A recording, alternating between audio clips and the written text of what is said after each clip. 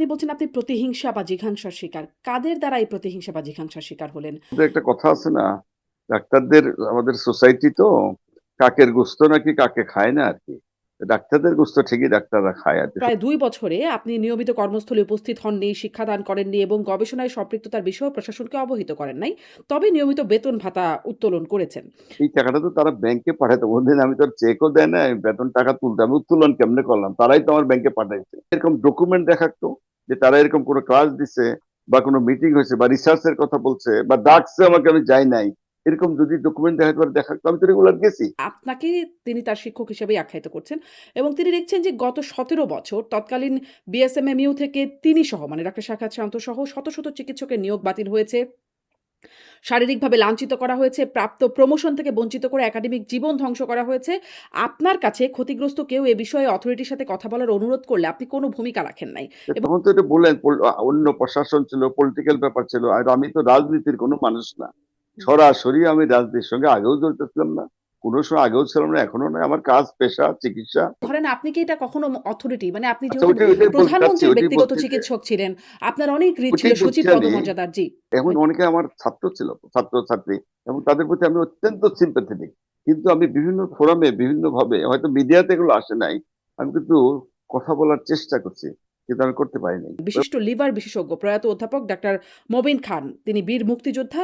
তাকে পেনশন পর্যন্ত দেয়া হয় না শুধুমাত্র বেগম খালেদা জিয়ার চিকিৎসক হওয়ার অপরাধে। আমার, আস কারণ আমি তো প্রশাসক কেউ ছিলাম না, হুম। সুতরাং জাস্ট সাজেশন দেওয়া, রিকোয়েস্ট করা, অনুরোধ করা, কিন্তু আমি কিছু কিন্তু করার সুযোগ কিছু কেউ করে নাই আর কি। এটা সোজা কথা, যারা তৎকালীন যারা দায়িত্বে ছিল তারা এটা করে নাই আর কি। সুতরাং আচ্ছা। আমার আর করা কিছু ছিল না, তারা আমাকে ব্লেম দেয় আমি কিছু করি নাই। হুম। এখন যদি আমার আমার পাওয়ার থাকতো, আমার ক্ষমতা থাকতো, আমার দায়িত্বে থাকতো, আমি মন্ত্রী, মিনিস্টার, এমপি, সেক্রেটারি এসব থাকতাম।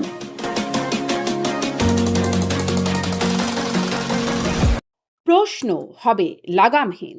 জানতে চাই, জানাতে চাই এই সময়ের পালস অফ পলিটিক্স। বিধি বহির্ভূত নিয়োগ এর কারণ দেখিয়ে প্রবীণ অধ্যাপক ডাক্তার এবিএম আব্দুল্লাহর ইমিরেটাস সম্মাননা বাতিল করেছে বর্তমান প্রশাসন।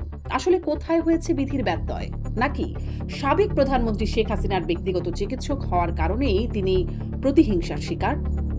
গত ১৭ বছরে রাজনৈতিক কারণে চিকিৎসকদের মধ্যে যারা চাকরি হারিয়েছেন, পদোন্নতি থেকে বঞ্চিত হয়েছেন বা অন্যভাবে ক্ষতিগ্রস্ত হয়েছেন, তার পেছনে কি কোনো ভূমিকা ছিল ডাক্তার এবিএম আব্দুল্লাহর? বিএনপি চেয়ারপারসন বেগম খালেদা জিয়ার ব্যক্তিগত চিকিৎসক হওয়ায় বিগত আওয়ামী লীগ আমলে বীর মুক্তিযোদ্ধা প্রয়াত অধ্যাপক ডাক্তার মবিন খান পেনশন থেকে বঞ্চিত হয়েছিলেন। এ বিষয়ে শেখ হাসিনার ব্যক্তিগত চিকিৎসক ডাক্তার আব্দুল্লাহর অবস্থান কি? এই রীতিই কি তবে থাকবে চলমান? এছাড়াও শেখ হাসিনার ব্যক্তিগত চিকিৎসক হিসেবে তার স্বাস্থ্যের খবর কি রাখছেন ডাক্তার আব্দুল্লাহ? ৭৮ বছর বয়সে শেখ হাসিনা কি সুস্থ আছেন? এসব নিয়ে কথা বলতে স্বপ্নধারা নিবেদিত পালস অফ পলিটিক্সে আমার আজকের অতিথি সাবেক প্রধানমন্ত্রী শেখ হাসিনার ব্যক্তিগত চিকিৎসক অধ্যাপক doctor ABM Abdullah. Doctor ABM Abdullah, আপনাকে স্বাগত জানাচ্ছি পালস অফ পলিটিক্সে আমার আজকের আয়োজনে।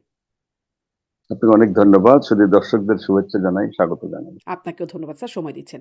যেটি নিয়ে আলোচনা এবং সমালোচনা দুটোই চলছে। গণমাধ্যমেও আসছে আর সামাজিক যোগাযোগ মাধ্যমে প্রায় ছেয়েই গেছে বলা চলে যে আপনার প্রফেসর এমিরেটাস যে সম্মাননা সেটি বাতিল করা হয়েছে সম্প্রতি এবং আপনি বিভিন্ন জায়গায় এটা নিয়ে কথাও বলেছেন। খুব সংক্ষেপে যদি আপনার কাছে আপনার অভিব্যক্তিটা জানতে চাই। যেহেতু বিভিন্ন জায়গায় বলেছেন, একটু যদি সংক্ষেপে আমাদেরকেও বলেন। না, ধন্যবাদ আপনাকে। শুধু আমার এটা বাতিলই করে নাই, আমাকে তারা যে একটা অনারিয়াম দিত, হুম, হুম। নমিনাল একটি, সেটাও তারা কিন্তু ফেরত চাইছে। সুতরাং দুইটা জিনিসই আমি মনে করি তারা যে কাজটা করছে এটা সম্পূর্ণ একটা অন্যায়, অযৌক্তিক। এইটা শুধুমাত্র জিঘাংসা বলেন বা প্রতিহিংসা বলেন, এটা করেই করছে। আমি কিছুদিন একটু গুজব শুনছিলাম যে এই ধরনের,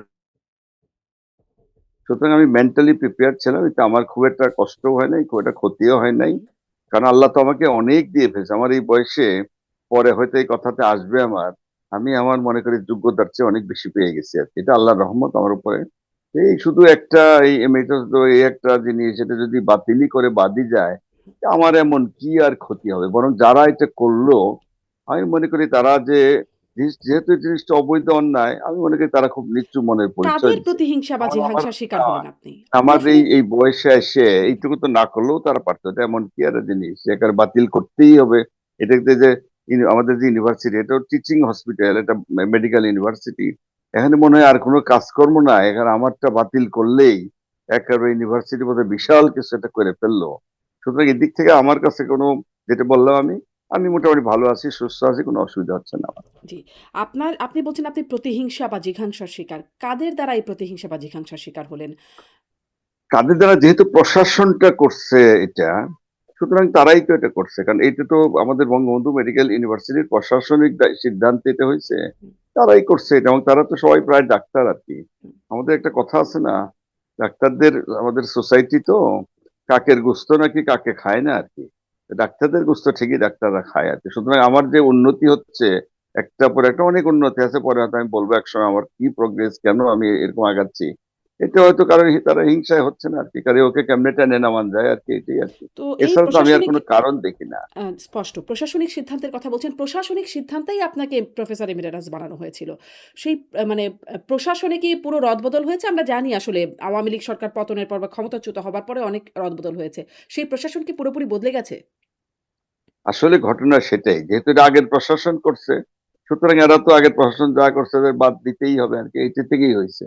পুরোপুরি বদলে গেছে, আগের প্রশাসনে যারা যারা ছিল, হুম। ওই প্রশাসনের লোক বলতে গেলে কেউ নাই, 100% তাদের লোক, তারাই করছে।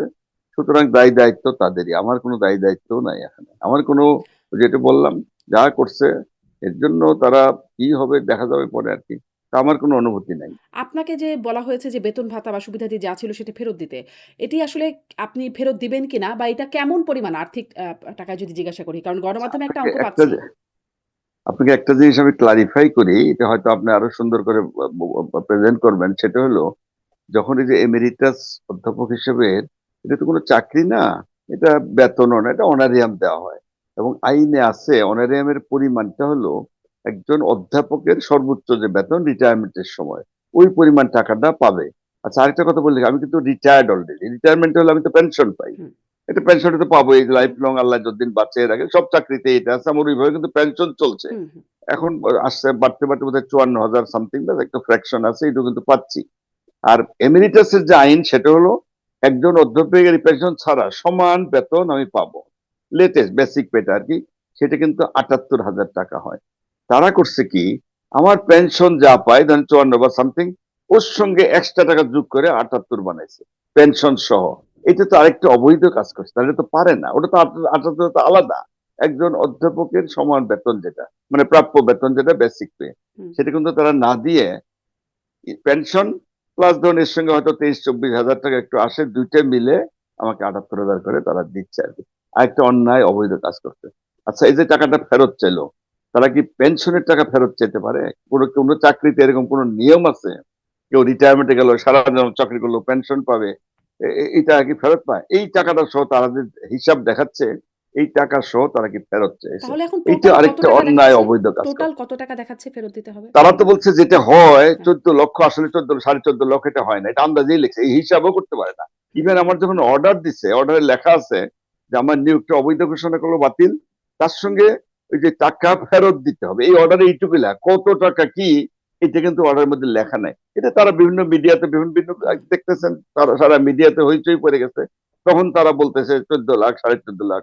কারণ আমি একটু, আমাকে জিজ্ঞেস করছে কত লাখ, আমি বলছি কত লাখ তা তো আমি জানি না, ওরা তো উল্লেখ করে, ওরা শুধু লিখছে আপনার টাকা ফেরত দিতে হবে, হুম। কিন্তু কত কত এইসব কিন্তু লেখা নাই, সেই জুন 2024 থেকে ফেরত, এইটুকুই। তা আমি এমনি ই করে বলছিলাম যে কত টাকা, 1 টাকা, 2 টাকা, না 10 টাকা, না 10,000, 20,000 টাকা, তো এমনটাও লিখতে পারে, তা তো অর্ডারও লিখতে জানে না। সেই জন্য আমি এই কথাটা বলছিলাম আর কি।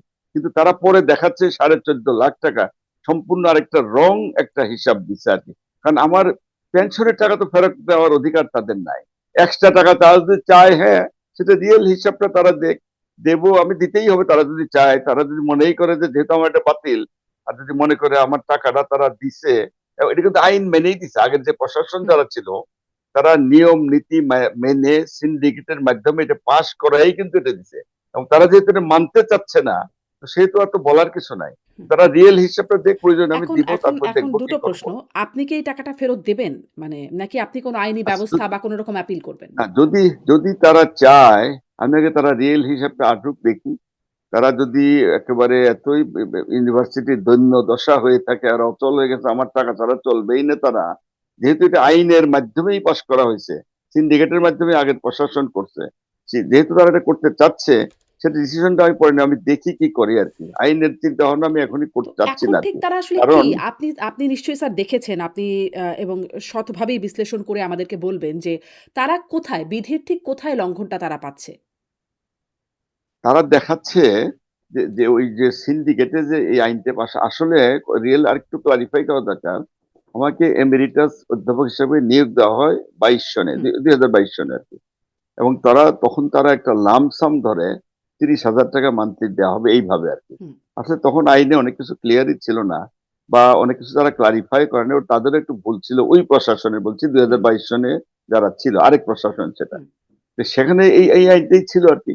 কিন্তু পরবর্তী সময়ে যখন আর প্রশাসন চেঞ্জ হয়ে গেল, তারা দেখলো আসলে এই এমেরিটাস অধ্যাপক উনি ইউনিভার্সিটির সঙ্গে মিলায়ে দেখে এটা আসলে আজীবন সম্মাননা।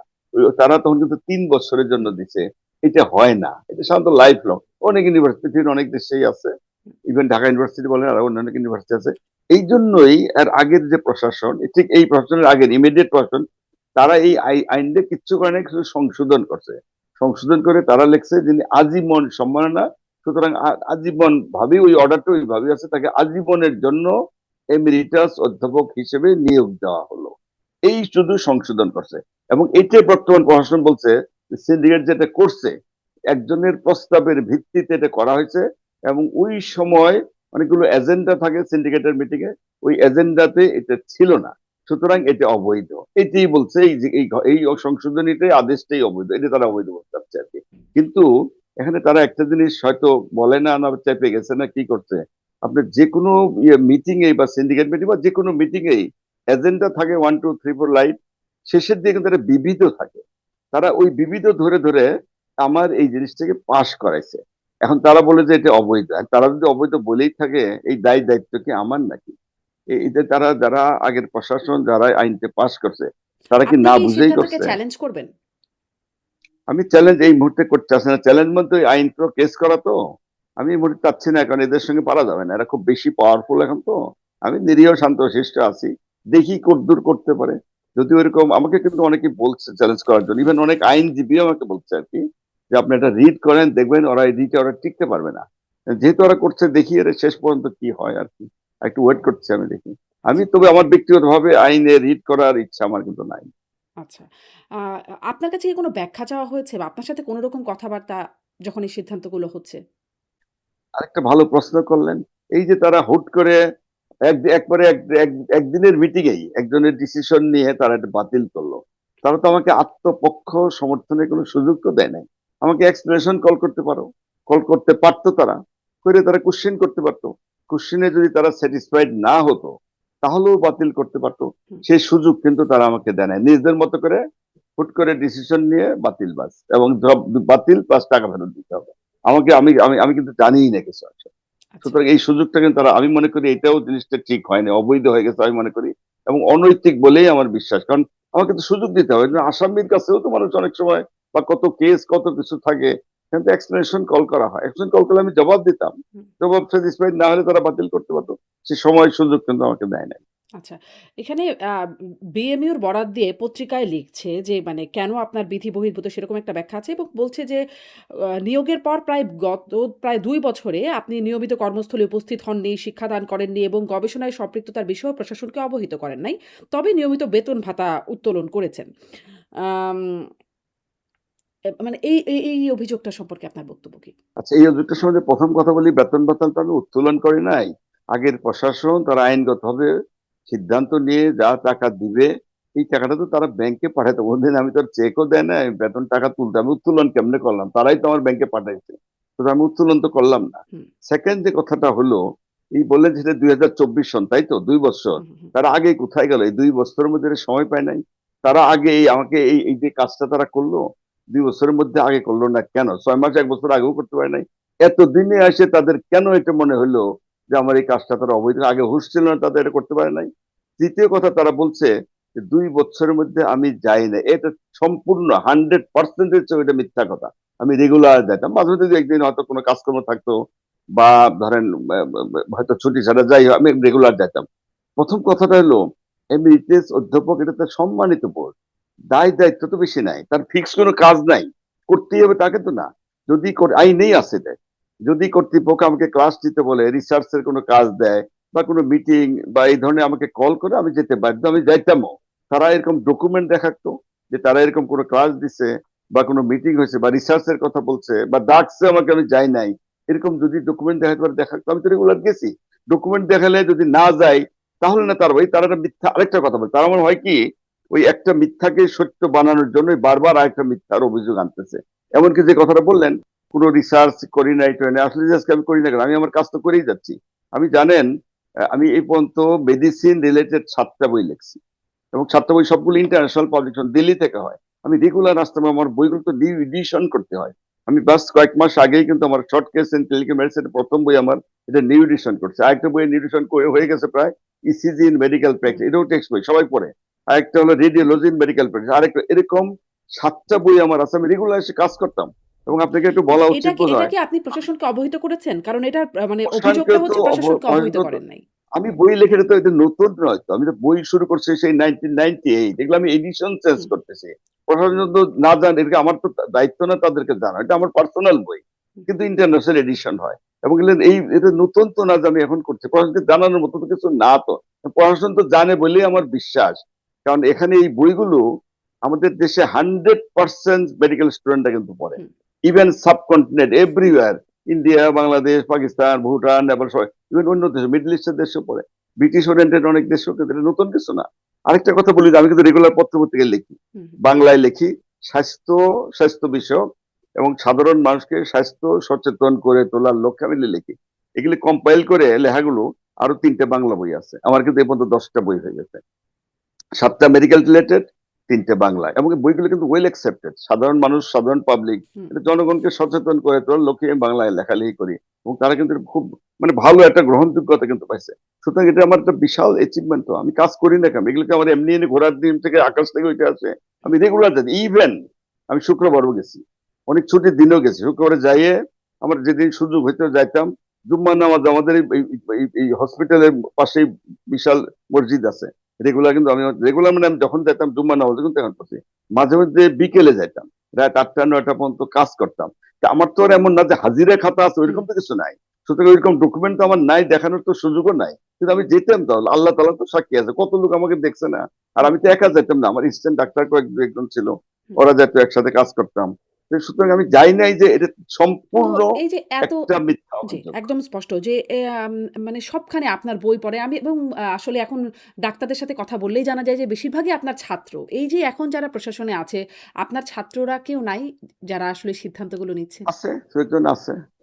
আচ্ছা। আছে, সে হয়তো নিজে থেকে বা অন্য কোনো কারো চাপে পড়ে এসব করছে কিনা, তখন প্রশাসনের ক্ষমতায় তারা তো, হুম, তাতে এ তো এক ব্যক্তি না, কয়েকজন মিলেই করছে এটা। হুম, আরেকটা কথা আমি এখনই বলে রাখি, আমরা যে ইউকে থেকে প্রকাশিত হয় মেডিসিনের যে স্ট্যান্ডার্ড টেক্সট বই, যে বইগুলো সবাই পড়ে, all MBBS student, FCPS, MRCP, বা আমাদের দেশ বাইরে এমডি স্টুডেন্ট যারা, পোস্ট গ্রাজুয়েশনের সবাই, আন্ডার গ্রাজুয়েট সবাই পড়ে।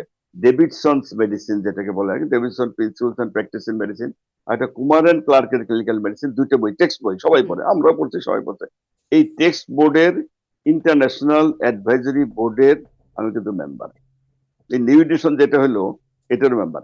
এই দুইটাই, এবার আগেরও ছিলাম, এবারও হয়ে গেল। এগুলো আমার অ্যাচিভমেন্ট না, এগুলো আমি কি কাজ করছি নাকি এমনি এমনি হচ্ছে, তারা তাদের জন্য তারা বলতে পারে যে আমরা এই কাজ দিচ্ছি, আমি করি নাই, নেগলিজেন্সি করছি, এরকম যদি কিছু তারা দেখাচ্ছে, কোনো ডকুমেন্ট তাদের কাছে আছে কিনা, এরকম বললে না, আন্দাজে একটা ভুয়া ছেড়ে দিল, হুম, আর আমি ওইটাই মানে নিলাম। জানো, সাধারণ মানুষ কিন্তু বুঝে ফেলছে যেটা জিঘাংসা বা প্রতিহিংসা পরায়ণ হয়ে একটা পর একটা অভিযোগ আনছে। এই অভিযোগ কিন্তু পরে আনছে, যখন দেখছে মিডিয়ার লোক বা আমার রুগী, আমার বন্ধু বান্ধব, আমার আত্মীয় স্বজন, ইভেন আমাদের সাংবাদিক ভাইরা যারা আছে, সবাই আমার পক্ষে বিশাল ভাবে এটার প্রতিবাদ করছে। বিশাল, এই যে ধরেন, এই যে ফেসবুক বলেন, হুম, হুম, অনলাইন বলেন, কি আরো ইউটিউব সব জায়গায়, মিডিয়া, পত্র পত্রিকা, সবাই তো এটার প্রচার করছে, আমার পক্ষেই তো তারা বলছে। হুম। এখন তারা নতুন করে এই অভিযোগ আনছে, এই অভিযোগ কিন্তু শুরুতে আনে নাই তারা, শুরুতে আনতে পারতো।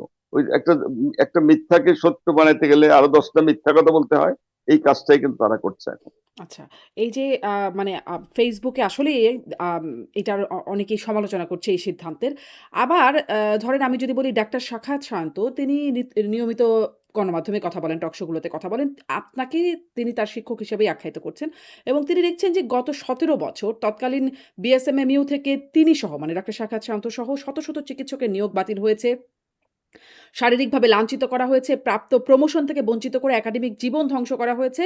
আপনার কাছে ক্ষতিগ্রস্ত কেউ এ বিষয়ে অথরিটির সাথে কথা বলার অনুরোধ করলে আপনি কোনো ভূমিকা রাখেন নাই। এবং তিনি রেফার করছেন আরও একজন বিশিষ্ট লিভার বিশেষজ্ঞ প্রয়াত অধ্যাপক ডাক্তার মবিন খান। তিনি বীর মুক্তিযোদ্ধা। তাকে পেনশন পর্যন্ত দেয়া হয় না শুধুমাত্র বেগম খালেদা জিয়ার চিকিৎসক হওয়ার অপরাধে। আসলে কি বিষয়টা এমন? আপনার কাছে এই বিষয়গুলো আসতো আপনি মানে এগুলোকে ধন্যবাদ ইগনোর করতেন? আপনাকে। আমি মবিন খান স্যার উনি আমার টিচার সরাসরি। উনার কথা দিয়ে আগে বলি। মবিন খান স্যারের পেনশন যে দেওয়া হয়নি এটা আমি আসলে জানিও না, এটা সত্য। একদম আল্লাহকে সাক্ষী রেখে বলতেছি। যদি দিয়ে না থাকে এই দায়িত্ব থেকে আমার, আমি কি প্রশাসনের কেউ ছিলাম? আমি কি ভিসি ছিলাম? নাকি প্রো ভিসি ছিলাম? না ট্রেজারার ছিলাম? না ফাইন্যান্স ডাইরেক্টর ছিলাম? আমি তো জানি না এটা। আমি রিয়েলি জানি না। এটা আমি জানতে পারলাম স্যার যখন আমি স্যারের প্রতি গভীর শ্রদ্ধা জানাচ্ছি। তার আত্মার মাগফিরাত কামনা করছি। আমি যেদিন মারা গেলেন, আমি জানাজায় গেলাম। হুম, ওই সময় তৎকালীন ভিসি বলতেছে যে স্যারের এই যে পেনশনের টাকাটা দেওয়া হয় নাই, আজকে থেকে চেকটা দিচ্ছে। আমি অত্যন্ত ব্যথিত হলাম, দুঃখিত। রিয়েলি আমি কিন্তু এটা কোনোদিন জানতাম না। আর সবচেয়ে বড় কথা, তার আগে অভিযোগটা আমার আনলো, আমি কি প্রশাসনে ছিলাম? আমি কি ভিসি ছিলাম? যে টাকা আমি দেই নাই, এটা আমার কাজ না। তৎকালীন প্রশাসনের দায়িত্ব, প্রশাসক যারা ছিল, হুম। এই অভিযোগ তাদের বিরুদ্ধে তারা আনতে পারে, তো কিন্তু আমার এরকম বিরুদ্ধে আনতে তো ঘটনাগুলো গত অযথা ১৭ বলছে। বছর হতো। এরকম ঘটনাগুলো না, এর গত ১৭ বছর হতো না। উনার ঘটনা তো ওরা তো একটাই অভিযোগ আনছে। আরেকটা যেটা বললেন, হ্যাঁ, অনেকের চাকরি কিন্তু চ্যুত হয়েছে, এটা আমি জানি। আমার নলেজে এটা আছে। বিভিন্ন পেশার, বিভিন্ন শ্রেণীর অনেকের চাকরিচ্যুত হয়েছে, এটা আমি জানি। আসলে তো সেখানে তো আমারও করা কিছু ছিল না। অনেক ছেলেপেলেরা আছে যারা আমারই ছাত্র, হুম, তাদের চাকরি গেছে। আমার কাছে রিকোয়েস্ট, অনেক রিকোয়েস্ট করছে। তখন তো এটা বললেন অন্য প্রশাসন ছিল, পলিটিক্যাল ব্যাপার ছিল। আর আমি তো রাজনীতির কোনো মানুষ না। হুম। সরাসরি আমি রাজনীতির সঙ্গে আগেও জড়িত ছিলাম না। কোনো সময় আগেও ছিলাম না, এখনো নয়। আমার কাজ, পেশা, চিকিৎসা, ছাত্রদের শিক্ষা এগুলোই নিয়ে তো ছিলাম। সুতরাং ওই ব্যাপারে তো আমাকে দায়িত্ব মানে দায়ী করে তো না, লাভ নেই। আমি তো দায়ী না প্রশাসনের করলেও কেউ। ধরেন আপনি কি এটা কখনো অথরিটি মানে আপনি আচ্ছা, যেহেতু ওইটাই বলতে চাচ্ছি, প্রধানমন্ত্রীর ওইটাই ব্যক্তিগত বলছি যে, চিকিৎসক ছিলেন, আপনার অনেক রিট ছিল ওইটাই বলছি সচিব আমি, পদমর্যাদার। জি, হ্যাঁ, জি। ওইটাই বলছি যে এখন অনেকে আমার ছাত্র ছিল, ছাত্র-ছাত্রী, এবং তাদের প্রতি আমি অত্যন্ত sympathetic। কিন্তু আমি বিভিন্ন ফোরামে, বিভিন্ন ভাবে, হয়তো মিডিয়াতে এগুলো আসে নাই। আমি কিন্তু কথা বলার চেষ্টা করছি। কিন্তু আমি করতে পারি নাই। এবং সেখানে এটা আমার, কারণ আমি তো প্রশাসক কেউ ছিলাম না। হুম, সুতরাং জাস্ট সাজেশন দেওয়া, রিকোয়েস্ট করা, অনুরোধ করা। এটাও কিন্তু আমি কিছু কিন্তু করার সুযোগ কিছু কেউ করে নাই আরকি। এটা সোজা কথা, যারা তৎকালীন যারা দায়িত্বে ছিল, তারা এটা করে নাই আরকি। সুতরাং আচ্ছা। আমার আর করা কিছু ছিল না। তারা আমাকে ব্লেম দেয় আমি কিছু করি নাই। হুম, এখন যদি আমার আমার পাওয়ার থাকতো, আমার ক্ষমতা থাকতো, আমার দায়িত্বে থাকতো, আমি মন্ত্রী, মিনিস্টার, এমপি, সেক্রেটারি এসব থাকতাম, করি নাই, তাহলে না আমাকে ব্লেম দেওয়া যেত। এটা আমার ক্ষমতার বাইরে ছিল সেটা। হুম, আমি সুপারিশ করার চেষ্টা করছি তৎকালীন। হুম। সরাসরি এইসব ব্যাপারে কোনো আলোচনা আমাকে সরাসরি করতেই দেয় না, কিছুই করতে দেয় না। সে অভিযোগ যেটা আনছে, মিথ্যা, এটা সম্পূর্ণ একটা মিথ্যা একটা অভিযোগ আনছে। মানে এই আপনি ব্যাপারে চেষ্টা করেছেন আমি বিভিন্ন জানি, সময়। আমি জানি, কিন্তু আমি কিছু করতে পারি নাই, করি নাই, এটা ঠিক না। হুম, কারণ বললাম যে যারা অনেকেই আমার খুবই ঘনিষ্ঠ স্টুডেন্ট আমার সরাসরি, কিন্তু তাদের প্রতি আমি খুব সিম্প্যাথেটিক, কিন্তু আমার সুযোগ ছিল না হুম। করার। মানে তারা আসলে ওই সময় অনেকে রাজনৈতিকভাবে বৈষম্যের শিকার। এক্সাক্টলি তাই। হুম, রাজনৈতিক, ওটাও প্রতিহিংসা বলতে পারেন। হুম, হুম। তারা প্রতিহিংসার শিকার ওটাই করছে আর কি। আচ্ছা। তাহলে আমার প্রশ্ন হলো, তারা প্রতিহিংসা, তাদের উপর অন্যায় আচরণ করছে, এটা সত্য, আমি দুঃখিত। ওই প্রতিহিংসার শিকার কি আমার উপর দিয়েও চালাইতে হবে তাহলে? সেই শিকার কি তাহলে আপনার আমাকে, ওরাও যদি অন্যায় করে, ভুল করে, তাহলে ওই কাজটাকে আপনারাও করবেন, তাহলে আপনার ভালো কি কাজ করলেন? আপনারা তো ওই কাজই করছেন তাহলে, জি। স্পষ্ট তাই আরকি। না? আমার যেখানে আর তার জন্য কি আমার এটা বাতিল করতে হবে? ওই জন্য ২ বছরে কোনো কিছু না পাইয়ে ওই একটা ছুতা ধরে হুম, যে ওই আমার এই যে সিন্ডিকেটে যে আইনটা পাশ হয়েছে, যেটা অবৈধ ছিল, ওইটাকে একদিনে ঘোষণা করে বাতিল করলো। এই একটা খোলা যুক্তি দিয়ে আর। জি। আ আর আরেকটা যে হুম, সায়ন্ত যে কথাগুলো বলছে, শুধু এটা তো না। আরো কয়েকটা কথা বলছে, আমার শেখ হাসিনার সঙ্গে যে সাক্ষাৎকার দেখাচ্ছে, আমি ওই আরো কিছু কিছু আছে। এগুলোর সঙ্গে ওইটা তো রাজনৈতিক ব্যাপার। আমার এমনি এটার সঙ্গে শেখ হাসিনার কথা কি বলছি আমি, এটার কোনো সম্পর্ক আছে? অর্থাৎ তারা আমাকে কোনো যুক্তি না পায় দেখাচ্ছে, আমি ওই শেখ হাসিনার সঙ্গে, যেহেতু আমি শেখ হাসিনার ব্যক্তিগত চিকিৎসক ছিলাম, সুতরাং ওইটাও কিন্তু তারা যুক্তি খাড়া করছে। ওই জন্যই আমাকে নাকি এমেরিটাস অধ্যাপক দিচ্ছে। অথচ এটা কি একটা যোগ্যতা হতে পারে? একটু আগে যে আপনাকে বললাম আমি, এটা কি যোগ্যতার মাপকাঠি হতে পারে যে প্রধানমন্ত্রীর চিকিৎসা হলে নাকি আপনার আসলে তাকে ওই মেডিকেল যোগ্যতার অধ্যাপক জন্যই দিচ্ছে? আপনাকে প্রধানমন্ত্রীর ব্যক্তিগত চিকিৎসক করা তারা হয়েছে? এটা বলছে এটা। আমার যোগ্যতার জন্য প্রধানমন্ত্রী তার ব্যক্তিগত চিকিৎসক নিয়োগ করছে, এটা সত্য। হুম, কিন্তু তারা বলতে চাচ্ছে প্রধানমন্ত্রীর ব্যক্তিগত চিকিৎসক ছিলাম বলেই আমাকে মেডিকেল অধ্যাপক বানাইছে। বেসলেস। অর্ডারে কোথাও আছে এরকম? প্রধানমন্ত্রী ব্যক্তিগত চিকিৎসা হিসেবে আমাকে নিয়োগ দেওয়া হয়েছে। কোথাও এরকম আছে? আমার যোগ্যতা, আমার দক্ষতা এগুলো দেখেই তো দিছে। জি। আমার যোগ্যতার ২ একটা পয়েন্ট আপনাকে বলতেই হয়। আমি তো ধরেন কত বছর, অনেকদিন হলো ডাক্তারি করি না, প্রায় ৫০ বছরের কাছাকাছি। আমি আমার অসংখ্য রোগী দেখছি। কত রোগীর আত্মীয়স্বজন, ভাই-বোন সব দেখছি। সিনসিয়ারলি তাদেরকে চিকিৎসা সেবা দিয়ে ভালো করার চেষ্টা করছি। শিক্ষক হিসেবে আমার অনেক ছাত্র, অসংখ্য ছাত্র ডাক্তার হয়েছে, ডাক্তার, এবং তারা অনেক স্বনামধন্য, ভালোভাবে চিকিৎসা দিয়ে যাচ্ছে। অনেকে কিন্তু এখন অধ্যাপক। তারাও তাদের যোগ্যতায় তার স্বনামধন্য, ভালোভাবে চিকিৎসা দিয়ে যাচ্ছে। এটা কি যোগ্যতা না আমার? এই যে বইয়ের কথা বললাম, ১০টা বই লিখছি, ৭টা মেডিকেল হুম, রিলেটেড, ২টা বাংলায় বই, তারপরে যে ২টা ইন্টারন্যাশনাল বই, তার আমি অ্যাডভাইজারি বোর্ডের মেম্বার। আমি এই পর্যন্ত ১৫টা অ্যাওয়ার্ড পাইছি। হুম, হুম। ১৫টা। জি। প্রথমে তো ইউজিসি অ্যাওয়ার্ড পাইছি, ওটা একটা প্রেস্টিজিয়াস পোস্ট। এটা ইউজিসি, আপনি ইউনিভার্সিটি গ্র্যান্ড কমিশন অফ হুম। জানেন। আমি ২১শে পদক পাইছি। বাংলা একাডেমির আমি কিন্তু ফেলো। এগুলা প্রত্যাহার বাংলা করা হবে একাডেমির না তো? মানে এগুলোও কি প্রত্যাহার? সেটা বলছি। তারপরে আরেকটা বলি, আরেকটা হলো যে মেহের কবির বিজ্ঞান পুরস্কার এটা পাইছি। কতগুলো বাংলা অর্গানাইজেশন আছে, এই যে দেশ টিভি বলেন, হুম, যে Bangladesh private medical practitioner association, ওখানে আমি আজীবন সমর্থ। দেশ টিভির আজীবন সমর্থ। একটা রোটারি ক্লাব, ওখানে আজীবন সমর্থ।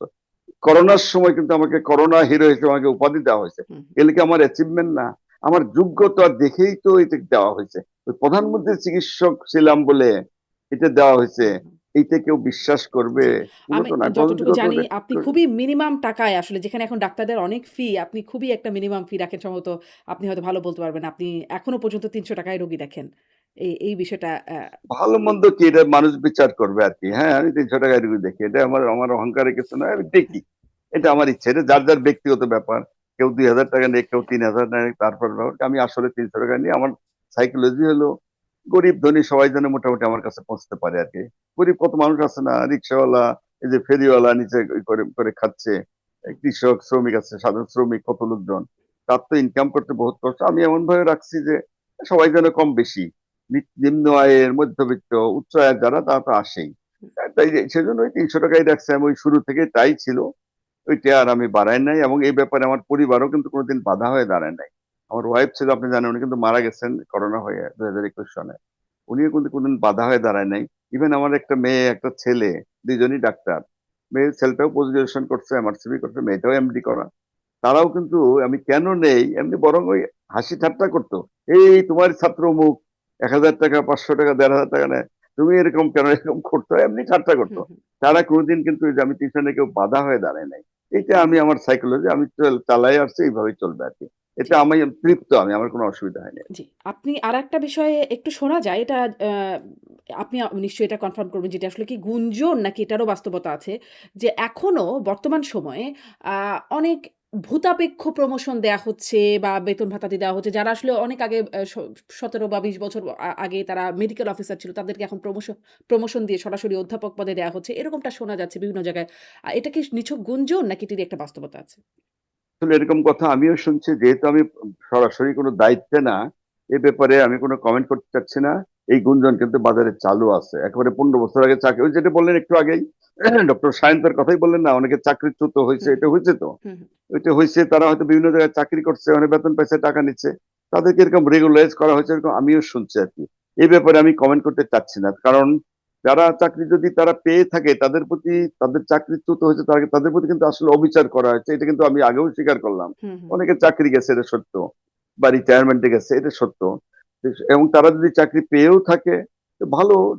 এই প্রশাসন যদি দিয়ে থাকে, কিন্তু এটা নিয়মের মাধ্যমে তো করা উচিত। হুম, আমি বলতে চাই না এই কারণে, আমার কথার দ্বারা যদি তাদের আবার চাকরির কোনো ক্ষতি হয়, এটা বা আর্থিক ক্ষতি, এটা আমি কিন্তু চাই না। সুতরাং তাদের যা হয়েছে, যে প্রশাসন দেখবে, তাদের ব্যাপার। কিন্তু তাদের প্রতি কিন্তু আমি আগেও সিম্প্যাথি আমার ছিল। যদি তাদের চাকরি ফেরত দিয়ে থাকে, সেটাও ঠিক আছে। যে যদি নিয়ম অনুযায়ী করে থাকে, তাহলে তো আমার বলার কিছু নাই। যদি নিয়মে যাবে, শোনার কথা আমারও, আপনি যেমন শুনছেন, আমি বাজারে কথা চালু আছে। হুম। সুতরাং তারপরেও আমি বলব যে তাদের বিরুদ্ধে, যেহেতু তাদের হয়ে যদি থাকে, আমি এমন কিছু বলব না যে তাদের জন্য আমার কথার দ্বারা আবার ক্ষতিগ্রস্ত না হয়। তারা আছে, ভালো থাক, তারা দেখা যায়। জি। কিন্তু সেটা আইন অনুযায়ী যদি হয়ে থাকে। হুম। আপনি যে বলছিলেন যে আপনি শেখ হাসিনার ব্যক্তিগত চিকিৎসক ছিলেন। মানে এখনো কি চিকিৎসার কোনো প্রয়োজন আপনার সাথে যোগাযোগ হয়? কথাবার্তা হয়? নো, নো, কেমনে হবে আর কি? শেখ হাসিনা তো দেশে নাই। আমার সাথে কোনো আজ পর্যন্ত যাওয়ার পথে কোনো টেলিফোন বা অন্য কোনোভাবে কোনো যোগাযোগ নাই, ও প্রশ্নই আসে না। আচ্ছা। এটা মানে কিন্তু একদম, মানে সুযোগ নাই। মানে আপনার এইটা কি জানবার কোনো সুযোগ হয় যে মানে কথা হয় না আপনি স্পষ্ট করলেন যে তার আসলে শারীরিক সুযোগ অবস্থা মানে কেমন? কারণ এটা এখন অনেক আলোচনায় যে তাকে সরাসরি দেখা যায় না। মাঝে, মাঝে তার কথা শোনা যায়। তিনি ৭৮ বছর বয়সী একজন নারী। আ আ মানে বয়স্ক তো বটেই। ফলে এবং ক্ষমতাচ্যুত হবার পরে তার শারীরিক অবস্থা কেমন? সেই বিষয়ে জানবার কোনো আপনার ব্যক্তিগত চিকিৎসক হিসেবে জানবার সুযোগ হয়েছে কিনা? না, আমি তো আসলে এটার কোনো সুযোগ নাইও। তার ব্যক্তিগত মানে কি অবস্থায় আছে আমি কিন্তু আসলে জানি না। যতটুকু মাঝে মধ্যে মিডিয়াতে যতটুকু শুনি, দেখি বা আপনারা যতটুকু দেখেন ওইটুকুই আরকি। এর বেশি কিন্তু আমার নলেজে কিছু নাই আর। আচ্ছা, আ আচ্ছা। মানে জানার কোনো সুযোগও নাই আমার। জি। আ অনেক ধন্যবাদ স্যার। নিশ্চয়ই সামনে দেখব যে আপনি আসলে এই মানে সিদ্ধান্তটার বিরুদ্ধে কোনো চ্যালেঞ্জ করেন কিনা, আপিল করেন কিনা। সে সময় নিশ্চয়ই কথা হবে যে আসলে কি হচ্ছে। আ আপনার কাছ থেকে জানবার সুযোগ হবে। না, ধন্যবাদ আপনাকে। আপনাকে এখানে আমন্ত্রণ জানার জন্য ধন্যবাদ। আপনার মাধ্যমে কিন্তু সাধারণ মানুষ জানতে পারছে অলরেডি যে কি ঘটনাটা ঘটছে, কেন তারা করছে এটা। হুম, যেটা মানে কতটুকু শোভনীয় হলে কারণ আমি তো বয়স হয়ে গেছে কম না, তাই না? এই বয়সে তো এইভাবে করা এটা তো একটা অপমানজনক ব্যাপার। হুম, এটা না আমার খুব যে ক্ষতি করতে তারা করতে পারে আমি তো একটু আগেই বললাম। কিন্তু আল্লাহ অনেক দিছে হুম, আমাকে। এই যে অ্যাওয়ার্ড বললাম, বই বললাম, কত কিছু হয়ে গেছে। সুতরাং আমি তো তৃপ্ত। ইভেন আমি তো কিছু সোশ্যাল ওয়ার্ক করি। এটা অবশ্য বলা ঠিক হবে কিনা। তারপরেও বলব আমার বাড়ি কিন্তু অজপাড়াগাঁয়ে, জামালপুর জেলার ইসলামপুর উপজেলার হারিয়াবাড়ি গ্রাম। হুম, আমি ব্যক্তিগত উদ্যোগে একেবারে পিওরলি আমার নিজস্ব উদ্যোগে আমি বাড়িতে কিন্তু এটা অনেক আগের ছিল। আমি জাস্ট ডেভেলপ করছি। বিশাল মসজিদ করছি। বাপ-দাদার আমলেরই করা। তখন ছোট ছিলাম। আমি দোতলা করছি অনেক বিশাল ৪,৪০০ স্কয়ার ফিট এরকম আরকি। ওখানে কিন্তু একটা মাদ্রাসা চলছে এখনো। মাদ্রাসা মানে হাফিজিয়া মাদ্রাসা। প্রায় ২০ বছর হয়ে গেছে। এখনো ২০০ ছাত্র আছে যারা হাফিজ অনেকেই বের হয়ে গেছে। বিভিন্ন জায়গায় তারা হাফিজিয়ার যা কাজ তা করে বেড়ায়। আর আমার এবং একটা লিল্লা বোর্ডিং আছে।